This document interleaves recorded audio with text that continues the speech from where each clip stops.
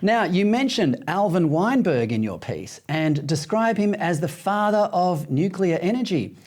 What would he make of the clumsy, counterproductive way Western nations have handled nuclear energy lately? Well, we know how he would handle it because poor Alvin was facing it for his entire career. He was one of the first people in the 40s to be creating reactors, and he was also one of the people to write his first paper on the carbon absorption in the atmosphere and the raising temperatures. And that was originally a cause for saying, well, we should go nuclear. It won't matter then because we'll have this immortal source of energy. He compared the cost of nuclear to hydro because once you've got these power plants built, you're really only paying for staff and a small upkeep and fuel, which makes them incredibly cost effective the longer they are implemented, which is the reverse of renewables that only last about 20 years and you've got to replace the entire grid. Very expensive. So Alvin was frustrated by the dogged environmentalists who knew the problem, who knew how good nuclear was, and then continued to push for completely the wrong solution that had nothing to do with solving the problem at hand.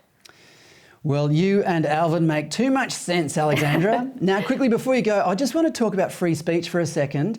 Lyle Shelton, the former head of the Australian Christian lobby, is being sued by a couple of drag queens who he called, quote, dangerous role models after they appeared at a children's event in Brisbane in 2020.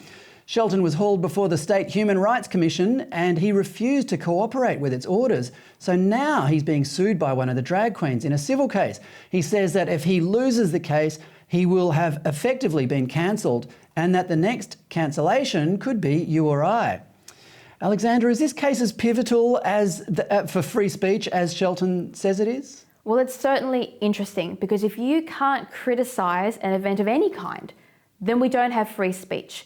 And that is a fundamental problem in Australia. We have had successive governments, including the Conservative Liberal government, encouraging censorship, particularly online. Now, it's perfectly reasonable to say that you don't want adult men dressed as women pushing a fringe ideology to be reading books to children. Now, if you should be able to say that without someone dragging you to court, the fact that activists can say whatever they like about the rest of society without any legal repercussions means there is no equality in free speech in this country. It's not free, it's coerced. They're using politics in order to manipulate the social narrative, and that is unacceptable in a democracy. And of course, it's rather ironic that the Human Rights Commission is not standing up for Lyle Shelton's human right to free speech. Oh, where's the Human Rights Commission been for the last 2 years? I haven't seen them. They don't care about what happens to citizens. They're more like a little activist outfit that love people to be offended, but only the right sort of people so that they can have something to do for the afternoon. Alexandra, thanks so much for your time. It was a pleasure. That's Alexandra Marshall, whose work can be seen every day in the Spectator Australia.